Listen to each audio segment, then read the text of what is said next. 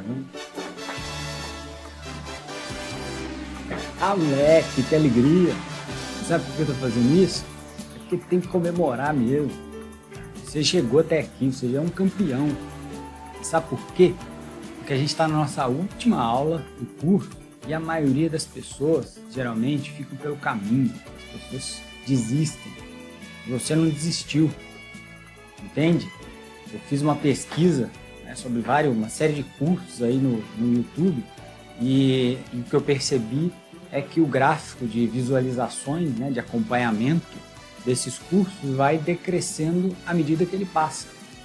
Porque muitas pessoas, né, começam às vezes a ver ali um curso, né, um curso grátis na internet, e naquele primeiro momento ela se empolga, que beleza, eu vou fazer esse curso, eu vou assistir isso aqui. Mas à medida que, né, os dias vão passando, ele assiste uma aula, assiste duas, depois não dá continuidade, deixa para depois, não, depois eu faço, e acaba não fazendo nunca. Né? Isso é natural, né? O ser humano naturalmente tende a procrastinar, entende? Então você tem que ter uma motivação a mais para ir até o final com alguma coisa que você decidiu. E se você está aqui, é porque você tem uma motivação a mais, entende? Até porque, quando o assunto é finanças pessoais, educação financeira, geralmente o pessoal quer uma fórmula mágica, quer tudo de mão beijada, quer saber qual ação investir, quer que o dinheiro caia na conta dela e as coisas saiam acontecendo. E não é assim, é um processo, tem que correr atrás, tem que se dedicar. Entendeu? Então é por isso que a gente está comemorando aqui. E se por acaso você caiu de paraquedas nessa nossa aula, o link de todas as aulas anteriores do nosso curso está aqui na descrição desse vídeo. Eu vou deixar aqui também o card com a playlist do nosso curso completo para você assistir, ok? Então, vem comigo para a aula número 6.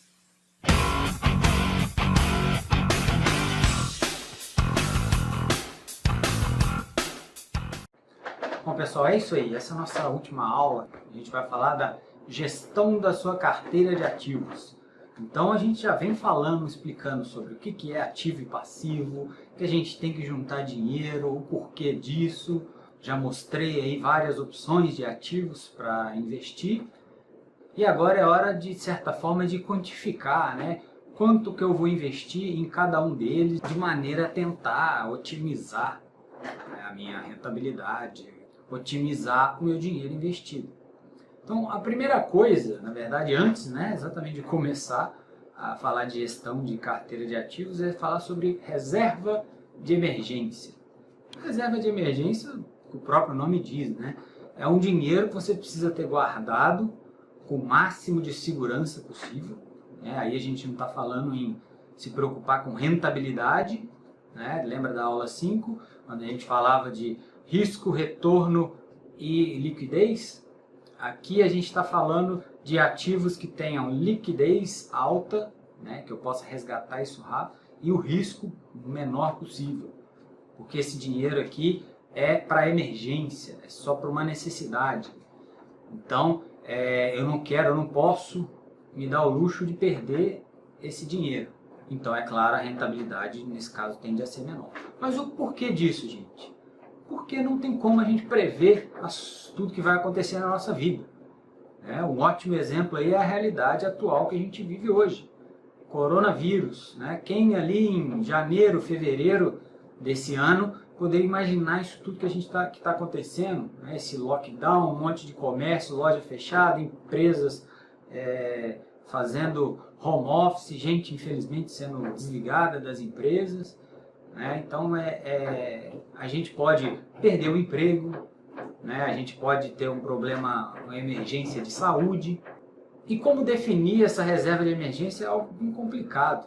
Eu já vi gente falando que é 12 meses do seu custo de vida mensal que você tem que ter guardado. Já vi gente falando que isso é bobagem, que não tem necessidade. Eu estou mais partidário aí do meio do caminho. Eu, na minha experiência, né, comigo e com as pessoas que eu acompanho, coisa entre 3 a 6 meses eu já reparei que é suficiente. Então, você vai olhar o seu gasto médio mensal e vai tentar ter entre 3 e 6 meses desse valor guardado. Exemplo, meu gasto médio mensal é R$1.000. Então eu tenho que ter entre R$3.000 e R$6.000 parado ali para quando eu precisar. Então é só você fazer essa conta, né? E por que que é variável aí entre 3, às vezes 6 meses? Porque, vou dar alguns exemplos. Vamos pensar num casal, né? Os dois trabalham aí, então são duas fontes de renda na casa. Será que a gente precisa ter 6 meses de reserva de emergência ali parado? Porque se acontece de um precisar, né, de um perder o emprego, de um precisar ter um gasto maior, você tem o outro ali para estar ajudando a cobrir. Então esse casal pode pensar em ter uma reserva de emergência menor da faixa ali de 3 meses. Um outro exemplo, não, eu moro na mesma cidade que os meus pais. Se tudo der errado, eu posso voltar a morar com eles por um tempo até eu me organizar. Opa, então talvez você não precisa ter uma reserva de emergência tão grande assim. Vocês estão entendendo? Vai depender da sua situação de momento. Se você tem uma saída para um caso de acontecer algum imprevisto, você pode pensar em ter uma reserva de emergência menor. Mas vamos pensar, por exemplo, não, cara, eu sou solteiro, sozinho na vida, meus pais, minha família, ninguém tem condição nenhuma de me ajudar. Se eu perder o emprego, eu estou por minha conta, eu vou ter que me virar. Talvez essa pessoa então pode pensar, opa, deixa eu ter uma reserva um pouquinho maior para caso alguma coisa aconteça de errado. Então, a lógica é mais ou menos por aí. Você vai fazer uma avaliação da sua reserva de emergência. O mais importante aqui para mim é que vocês tenham conhecimento, né, dessa técnica aí da reserva de emergência e tentem, né, colocar em prática aí na vida de vocês, nem que seja coisa de 3 meses aí dos seus custos mensais, né, por uma questão de segurança, não só segurança financeira, mas segurança psicológica também. Porque quando você sabe que, poxa, não, eu tenho uma reservazinha ali, eu tenho um dinheirinho guardado, que se tudo der errado, né, eu tenho um tempo até que as coisas comecem a ficar realmente mais complicadas. Eu tenho um tempo para tentar me organizar e tentar trazer as coisas para a normalidade. Beleza? E aí, seguindo aqui, pessoal, então vamos falar propriamente dito aí de balanceamento de carteira. Você vai ter um monte de técnicas diferentes, de possibilidades, e eu não pretendo ficar aqui mostrando uma infinidade de opções diferentes. Eu tenho duas aqui que eu pretendo apresentar para vocês, que são extremamente simples, fáceis de aplicar e que são extremamente eficientes. Vocês vão ver que não tem erro de aplicar elas, né? E a primeira deles aí, o modelo 1, seria 100 menos a sua idade igual a sua renda, porcentagem de investimento em renda variável. Então o que é isso? Vamos pegar alguns exemplos aqui para ficar mais fácil. A gente tem um jovem aí nos seus 25 anos de idade e ele precisa saber quanto do dinheiro dele ele vai colocar em ativos de renda fixa, que são ativos de menor risco, e quanto em renda variável, que são ativos com um risco um pouco maior. Ele vai pegar 100 menos a idade dele, menos 25, 75. Então, 75% da carteira dele tem que estar em ativos de renda variável. 25%, que logicamente, caso é a idade dele, vai estar em ativos de renda fixa. Então, nesse exemplo aí, esse jovem aí tem R$1.000 investido. Então, ele vai ter R$250 em ativos de renda fixa e R$750 em ativos de renda variável. E um outro exemplo aí, vamos pegar uma pessoa já na faixa dos 60 anos de idade. Né? Como que essa pessoa vai balancear a carteira dela? 100 menos 60, que é a idade dela, então 40% dos investimentos dela vão estar em ativos de renda variável e 60% em ativos de renda fixa. Então, nesse mesmo exemplo, se ela tivesse R$1.000, R$600 em ativos de renda fixa e R$400 em ativos de renda variável. E qual que é a lógica disso, né? Vamos lá, quanto mais jovem você tem um fator a seu favor que é o tempo. Então você pode assumir riscos maiores, porque os ativos de renda variável, né, vale fazer essa consideração, eles geralmente se desempenham melhor no longo prazo. O que quer dizer isso? Às vezes, num curto prazo, os ativos de renda variável eles podem se desvalorizar, né? Mas no longo prazo, e utilizando as técnicas corretas, dificilmente você perde dinheiro em ativos de renda variável. Entenderam? Ao passo que uma pessoa que já está na faixa dos 60, ela não pode se dar o luxo de colocar a maior parte dos ativos dela em renda variável, caso a gente passe por momentos aí de crise econômica ou de economia estável ou em queda, para depois estar recuperando esse dinheiro. Então, à medida que você envelhece com essa técnica aí, com esse modelo 1, à medida que você envelhece, você vai reduzindo a sua parcela de ativos em renda variável e vai jogando para ativos de renda fixa, de ativos de menor risco. Então essa basicamente é a lógica. Então esse modelo ele ajuda a balancear a sua carteira ao longo da sua vida e ele também, claro, vai ajudar você a balancear a sua carteira no curto prazo. O que eu quero dizer com isso? Vamos pegar esse exemplo aí desse jovem que tem R$250 em ativos de renda fixa e R$750 em ativos de renda variável. Esses R$250, como eles estão em ativos de renda fixa, ele tende a ter algum ganhozinho ali de capital, tendo um acréscimozinho com o passar do tempo. Ao passo que esses R$750 dele, que vão estar em ativos como ações, fundos de investimento imobiliário, fundos de ações e por aí vai, a gente pode ter aí, por exemplo, um momento de euforia na Bolsa de Valores e as ações se valorizarem 10, 20, 30%. E esses R$750 dele aí virar R$1.000. Então, esse capital dele aí, que era de renda variável, que era esse 750, virou 1.000, e ele tinha ali mais os 250 dele, que continuou mais ou menos nisso. Então, a carteira dele deixou de valer R$1.000 para valer R$1.250. Porém, se a gente fizer a porcentagem deixou de ser 25% em renda fixa e 75% em renda variável. Ela vai cair mais ou menos aí para torno de 20% na renda fixa e em 80% na renda variável. Mas ele continua com 25 anos de idade. Então, se a fórmula é a porcentagem de renda variável dele tem que ser 100 menos a idade dele, então a porcentagem tem que ser 75. Então, o que ele vai fazer? Ele vai ter que vender alguns ativos de renda variável e adquirir em ativos de renda fixa para poder rebalancear essa carteira. Então ele vai continuar com os R$1.250 dele, com a diferença que ele vai vender alguma coisa aqui, vai ficar com em torno de R$850 mais ou menos aí na renda variável e vai adquirir ativos de renda fixa e vai ficar mais ou menos na faixa aí de uns R$400, voltando a reequilibrar 25% e 75%. A mesma coisa ao contrário. Se é o momento que a bolsa cai muito, os ativos de renda variável se desvalorizam muito, essa carteira dele que era R$1.000 passou a valer 800, sendo que 250 em ativos de renda fixa e 550 em ativos de renda variável. Então, quer dizer, desbalanceou de novo, só que agora desbalanceou para ele tem uma porcentagem maior do que deveria em ativos de renda fixa e menor do que deveria em ativos de renda variável. Então ele vai ter que fazer o quê? Se desfazer de alguns ativos de renda fixa e para comprar ativos de renda variável. E o que tem por trás dessa lógica aí? Talvez algumas pessoas não percebam.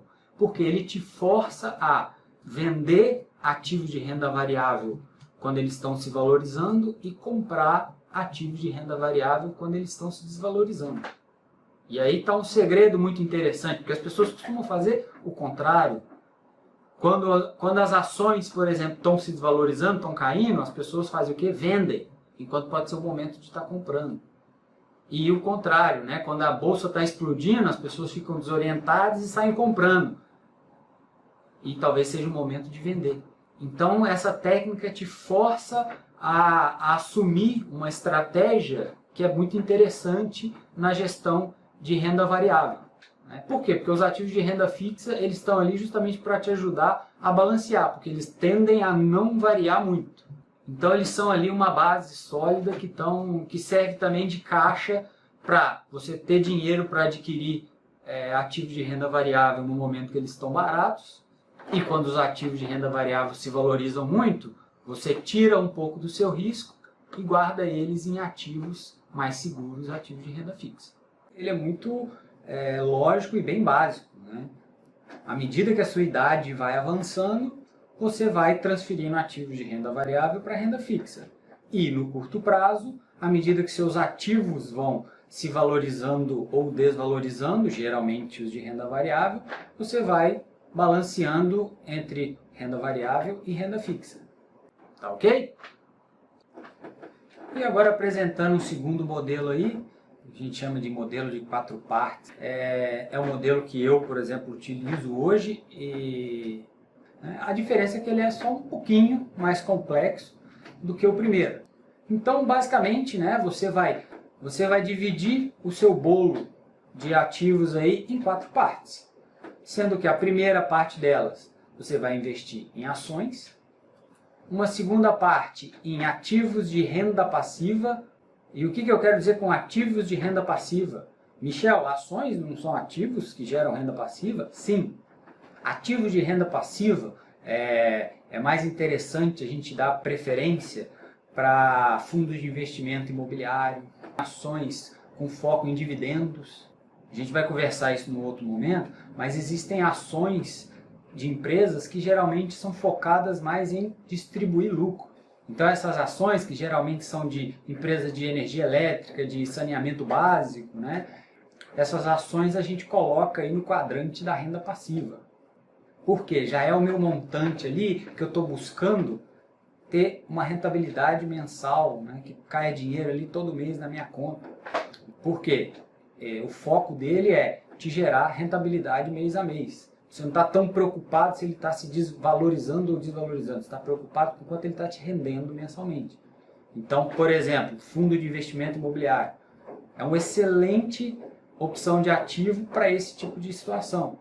As cotas dos fundos de investimento imobiliário até oscilam, né, se valorizam ou desvalorizam diariamente. Mas o foco principal quando a gente investe nelas é o quê? Eu quero saber quanto que ela está me pagando de remuneração ali todos os meses. Então esse quadrante aí de forma simplificada é para fundos de investimento imobiliário e ações de empresas boas pagadoras de dividendos, focadas em pagar dividendos.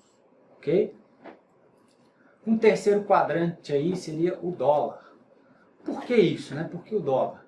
Primeiro porque investir em dólar está associado à proteção. O que eu quero dizer isso? Dólar é a moeda mais forte do mundo.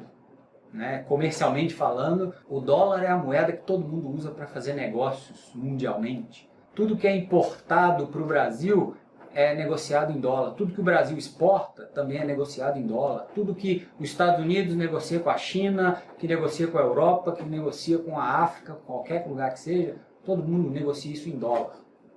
Então o dólar é uma moeda muito forte. E em momentos de crise, em momentos de tensão, de preocupação, as pessoas tendem a investir em dólar como forma de proteção. É uma forma de dizer, opa, eu vou guardar meu dinheiro na moeda mais segura, mais forte do mundo. Por que a gente vai adquirir ativos, vai pensar só em investimentos associados ao Brasil, se a gente pode estar investindo na maior economia do mundo, na economia mais capitalista, que mais se fala de juros, de crescimento, de rentabilidade no mundo inteiro. Então, por exemplo, aqui a gente pode investir em ETFs, que eu expliquei lá na aula 5, né? Que são aí ativos que estão associados a índices de ações. Então, por exemplo, se eu invisto num ETF que está atrelado à variação do índice S&P, que são as 500 maiores empresas americanas, que ali tem empresas como Amazon, Google, Microsoft, só para citar algumas, essas empresas se valorizando, eu vou estar aqui de longe ganhando também com a valorização dessas empresas, ok? E o último aí, pessoal, seria o dinheiro em caixa. É o dinheiro que está na minha carteira, é o dinheiro que está na minha conta corrente, a conta corrente da minha corretora. Por quê? É o dinheiro da oportunidade. Porque é aquela coisa, não adianta nada aparecer uma oportunidade para a gente se a gente não está preparado. E o que eu quero dizer com isso? É uma oportunidade de algum tipo de investimento interessante que está barato, se eu não tenho dinheiro para investir naquilo. Por exemplo, né, recentemente a Bolsa passou aí com o coronavírus, né, de uma queda expressiva na valorização, ativos perdendo 50%, 60%, 70% do seu capital em menos de um mês. Se você não tiver dinheiro em caixa para estar adquirindo esses ativos que ficaram baixos, de nada adianta. Você vai ver a oportunidade passar a cavalo e você não vai fazer nada. Então é importante ter uma parte do seu dinheiro em caixa exatamente para aproveitar a oportunidade quando algum desses outros 3 quadrantes aí tiver atrativo. Então vamos agora pegar o exemplo aí de uma pessoa que tem 10 mil reais investidos. Nesse exemplo aí ela vai ter 2.500 reais em ações, 2.500 em ativos focados em renda passiva, 2.500 em ativos associados ao dólar e 2.000 reais e 500 guardado em caixa. Se por acaso a bolsa começar a subir muito, né, vai se valorizar pra caramba, o quadrantezinho ali das ações provavelmente vai se valorizar, talvez os de renda passiva vai se valorizar, o que ela vai fazer? Ela vai vender um pouquinho desse dinheiro aí e vai colocar ali em caixa, né, para rebalancear a carteira dela. A mesma coisa ao contrário. Se a bolsa cai, ela provavelmente vai ter uma desvalorização nas suas ações, nos ativos de renda passiva, e a carteira dela vai estar desbalanceada com muito dinheiro em caixa. Então ela vai ter que fazer o quê? Ela vai aproveitar esse momento para ir às compras, né? Por quê? Porque se as ações estão caindo, provavelmente é um momento que a gente tem ativos que estão baratos e é uma oportunidade de compra. Então ele é bem parecido com o modelo número 1, com a diferença que esse modelo não vai ter influência na questão da sua idade. Se você tem 20, 25 anos, se você tem 50, 60 anos de idade, a lógica aqui para ele é a mesma. Você não vai ter essa distinção entre ativos de renda fixa e ativos de renda variável. Com esse modelo aqui, os seus investimentos, né, em ativos de renda fixa vão estar ali no caixa. Por quê? Ativos de renda fixa com liquidez alta pode ser considerado dinheiro em caixa. Se são ativos que eu consigo liquidar ali com um dia, 2 dias, é ativo que está em caixa e eu estou mesmo assim rentabilizando eles. Ou ativos que estão ali na reserva de emergência. Com a diferença que na reserva de emergência eu não mexo. O dinheiro que está em caixa eu vou usar ele para comprar ativos no momento de queda, de ações, de ativos de renda passiva ou de ativos de dólar, e eu vou usar o caixa para guardar o dinheiro que eu vou pegar da venda desses ativos quando eles se valorizarem. A reserva de emergência, em momento nenhum, ela vai ser mexida. Mas ela não precisa ser um dinheiro que está parado debaixo do seu colchão ou na poupança. Essa reserva de emergência pode muito bem estar em ativos de liquidez alta que te dê uma remuneração atrativa. Ok?